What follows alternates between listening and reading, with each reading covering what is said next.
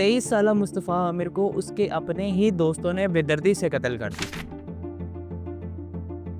उसको गाड़ी के ट्रंक में डाल के और गाड़ी को ही आग लगा देते हैं। मेडिकल इन्वेस्टिगेशन टीम्स को 3 घंटे तक रोक के रखा जाता है ताकि मेडिकल रिपोर्ट्स गलत आएं। एक्यूज को बचाने के लिए कोर्ट उल्टा विक्टिम पे ही नॉन बेलेबल अरेस्ट वारंट जारी कर देती है। मुस्तफ़ा आमिर और अरगमान की लड़ाई एक लड़की की वजह से होती है, जिसकी वजह से कराची के बड़े बड़े इलीट ड्रग डीलर्स तक एक्सपोज हो जाते हैं। 6 जैन को 23 साल का लड़का मुस्तफ़ा आमिर अपनी टोयोटा मार्क एक्स लेके अपने दोस्त अरमगान से मिलने जाता है और अपने एक और दोस्त को वॉइस मैसेज करके बताता है, राफे भाई मैं थोड़ी देर अरमुगान के घर जा रहा हूँ वही। लेकिन इसके बाद मुस्तफ़ा आमिर कभी वापस नहीं आता। मुस्तफ़ा आमिर की मदर कराची के दरख्शन पुलिस स्टेशन में जब रिपोर्ट लिखवाने जाती हैं तो वहाँ पे मौजूद एसएसपी अली हसन ये कहकर रिपोर्ट दर्ज नहीं करता कि आपका बेटा पहले ही पुलिस से छुप रहा है, क्योंकि उसके ऊपर एक्सटॉर्शन का केस है। 24 जनवरी को जब मुस्तफ़ा के पेरेंट्स तंग आके अरमगान को कॉल करते हैं तो अरमगान आगे से ऐसे रिएक्ट करता है जैसे उसको कुछ पता ही नहीं है, और उसी दिन मुस्तफ़ा आमिर के पेरेंट्स को रैंसम कॉल्स आना शुरू हो जाती हैं और वो मुस्तफ़ा के पेरेंट्स से 20 मिलियन की डिमांड करते हैं। इसी पॉइंट के ऊपर क्रिमिनल्स बहुत बड़ी गलती कर देते हैं, क्योंकि इस वक्त कराची के दरख्शन पुलिस स्टेशन के अंदर मिसिंग फाइल रिपोर्ट कर दी जाती है, और जब केस सीआईए तक पहुंचता है तो इन्वेस्टिगेशन और ज़्यादा तगड़ी होती है। और इसी दौरान अरमगान और मुस्तफ़ा आमिर के आपस के लास्ट टेक्स्ट मैसेजेस रिवील होते हैं, जिसके अंदर ये देखा जा सकता है कि अरमगान बार बार मुस्तफ़ा आमिर को अपने पास अपने घर बुला रहा है।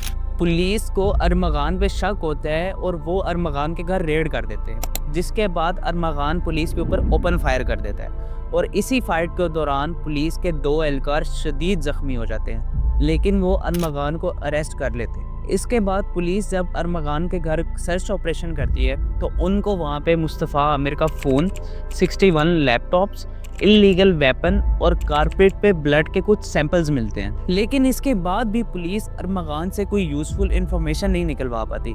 कभी वो कहता है कि मैंने मुस्तफ़ा को शेर के आगे डाल दिया है, कभी वो कहता है कि मैंने मुस्तफ़ा को नदी में फेंक दिया है, और वो अपनी कहानियाँ बनाता रहता है। कुछ दिनों बाद 12 फरवरी को बलूचिस्तान के चौकी हब के नज़दीक पुलिस को एक जली हुई गाड़ी मिलती है। इस जली हुई गाड़ी में से पुलिस को एक डेड बॉडी मिलती है और पुलिस ये डेड बॉडी ईदी ऑर्गेनाइजेशन में जमा करवा देती है। ईदी ऑर्गेनाइजेशन इस डेड बॉडी को केमारी के ग्रेव यार्ड के अंदर दफन कर देते हैं। पुलिस 21 फरवरी को ये बॉडी ईदी सिमेट्री से वापस लेते हैं और इस बॉडी को पोस्टमार्टम के लिए भेज देते हैं, लेकिन इस बॉडी की हालत इतनी ज़्यादा ख़राब हो चुकी थी कि कुछ पता ही नहीं चल पा रहा था। लेकिन जब पुलिस अरमगान के घर के कारपेट से मिलने वाले ब्लड के सैंपल्स को और इस बॉडी से मिलने वाले सैंपल्स को आपस में मैच करते हैं तो इन दोनों का डीएनए आपस में मैच हो जाता है, जिसके बाद अरमगान भी ये कन्फेस कर लेता है कि ये बॉडी मुस्तफ़ा आमिर की ही है। इसके बाद पुलिस एक और अरेस्ट करती है जिस बंदे का नाम है शिराज। अब शिराज मुस्तफ़ा आमिर और अरमगान की लड़ाई की वजह एक लड़की बताता है, लेकिन जब पुलिस अपने तरीके से इन्वेस्टिगेशन करती है तो शिराज सारी इन्फॉर्मेशन ला के सामने रख देता है। अब शिराज इस कन्फेशन में एक लड़की का जिक्र करता है जिसका नाम है मार्शा, जिसको मुस्तफ़ा आमिर और अरमगान दोनों पसंद करते थे। लेकिन मार्शा 12 जनवरी को ही कंट्री छोड़ के चली जाती है, लेकिन हमारी पुलिस को फरवरी में याद आता है कि हमारे पास एक केस भी है जिसको हमने ओपन करना है, लेकिन तब तक मार्शा कंट्री छोड़ के जा चुकी थी और अब पुलिस इसका बयान नहीं ले सकती थी, जो इस इन्वेस्टिगेशन में बहुत ज़्यादा ज़रूरी था। अब शिराज के बकौल होता यूँ है कि 6 जनवरी को मुस्तफ़ा आमिर अरमगान के घर उसको वीट सेल करने आता है, और जब वो उसको वीट देता है तो अरमगान जाके ड्रॉयर में से पैसे निकालता है और मुस्तफ़ा आमिर को दे देता है और बैठ के वीट पीने लग जाता है। अब जैसे ही वीट ख़त्म होती है अरमगान उठ के रूम बंद कर लेता है और वो मुस्तफ़ा आमिर को एक लोहे के रॉड से मारना शुरू कर देता है, और फिर वो कहता है कि मैं तुम्हारे साथ एक गेम खेलूँगा, अगर टेल्स आया तो तुम्हें लोहे के रॉड से और मारूंगा और अगर हेड आया तो तुम्हें छोड़ दूंगा। अब बार बार टेल्स आता रहा और बार बार अरमगान मुस्तफ़ा आमिर को लोहे के रॉड से मारता रहा। इसके बाद अरमगान और शिराज दोनों मुस्तफ़ा आमिर को उठाते हैं और मुस्तफ़ा आमिर की ही गाड़ी के ट्रंक में बंद करके मुस्तफ़ा आमिर को कराची से दूर बलूचिस्तान के चौकी हब के पास ले जाते हैं। और वहाँ पे अरमगान जब ट्रंक खुलता है तो शिराज के बकौल वो मुस्तफ़ा आमिर को भागने का एक और मौका देता है, लेकिन इस टाइम के ऊपर मुस्तफ़ा आमिर की हालत इतनी ज़्यादा ख़राब हो चुकी थी कि उसके अंदर चलने की भी हिम्मत नहीं थी। तो वो दोबारा मुस्तफ़ा आमिर के साथ गेम खेलता है और बोलता है, अगर इस दफ़ा हेड्स आया तो मैं तुम्हें छोड़ दूंगा, और अगर टेल्स आया तो तुम्हें इसी ट्रंक में डाल के गाड़ी को आग लगा दूंगा। अब वो दोबारा टॉस करता है और दोबारा टेल आता है और वो गाड़ी को आग लगा देता है, मुस्तफ़ा आमिर समेत। इसके बाद शिराज और अरमगान कई देर तक वहीं पे वॉक करते रहते हैं और इसके बाद जाके वो नज़दीकी होटल में नाश्ता करते हैं और नाश्ता करके वो रिक्शा पकड़ के वापस कराची आ जाते हैं। अब सवाल ये कि अरमगान ने ये किया क्यों? कुछ आर्टिकल्स के मुताबिक ये कहा जाता है कि मुस्तफ़ा आमिर और अरमगान की लड़ाई न्यू ईयर पे होती है और उसका बदला अरमगान मुस्तफ़ा से इस तरह से लेता है, लेकिन उसकी मदर ये कह के डिनाइट कर देती हैं कि उस रात न्यू ईयर पे मुस्तफ़ा आमिर अपने क्लास फेलोज के साथ था। अब केस जब आगे कोर्ट में जाता है तो इन सारे कन्फेशंस, गवाहों और सबूत होने के बावजूद भी कोर्ट अरमगान के खिलाफ डायरेक्ट अरेस्ट वारंट नहीं जारी करती। ये सब एटीसी कोर्ट में होता है जिसके जज थे जाकिर हुसैन, और आगे चल के इनको अपनी एडमिनिस्ट्रेटिव रोल की सीट से भी हटा दिया जाता है। जब केस आगे हाई कोर्ट में गया तो मजीद ब्लंडर्स सामने आए, जिसके अंदर पता चला कि मेडिकल इन्वेस्टिगेशन ऑफिसर्स को 3 घंटे तक रोक के रखा जाता है ताकि मेडिकल रिपोर्ट्स चेंज आए, क्योंकि जब मेडिकल रिपोर्ट्स में देर हो जाती है तो रिपोर्ट्स में बहुत ज़्यादा फ़र्क आ जाता है।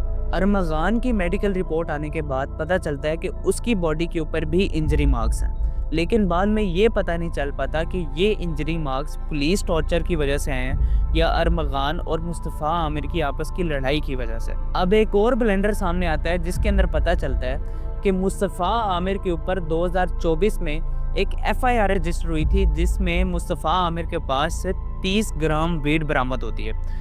अब ये चीज़ कोर्ट को 7 फरवरी को याद आती है और कोर्ट मुस्तफ़ा आमिर को कोर्ट में पेश होने के लिए बोलती है, और इसके बाद कोर्ट मुस्तफ़ा आमिर के ऊपर नॉन बेलेबल अरेस्ट वारंट जारी कर देती है।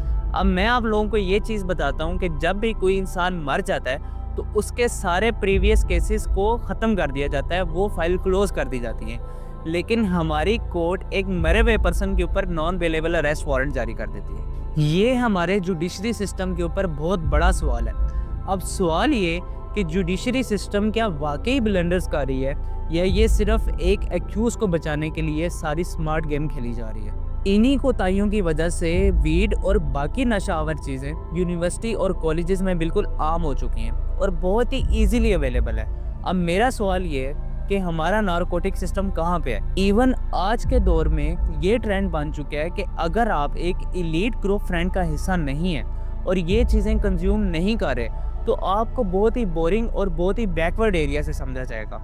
और इस चीज़ से डील करने के लिए हमारी नारकोटिक एजेंसी क्या कर रही है? इस चीज़ से डील करना बहुत आसान है। सिर्फ कंज्यूमर्स को पकड़ने के बजाय अगर हम प्रोवाइडर्स को पकड़ें तो ये चीज़ें जड़ से ख़त्म हो सकती हैं। स्कूल और यूनिवर्सिटीज़ में कैंपेन चलाई जाए और स्टूडेंट्स को अवेयर किया जाए कि इस चीज़ को कंज्यूम करने के क्या कंसिक्वेंसेस हैं। स्ट्रॉन्ग रीहैब सेंटर्स बिल्ड करने चाहिए ताकि जो यूथ हमारी इस चीज़ में पड़ चुकी है उनको प्रॉपर रिकवर किया जाए। और at the end parental controlling बहुत ज़्यादा इंपॉर्टेंट है, क्योंकि वाहिद पेरेंट्स ही ऐसा ज़रिए हैं जो अपने बच्चों को इस चीज़ से बचा सकते हैं।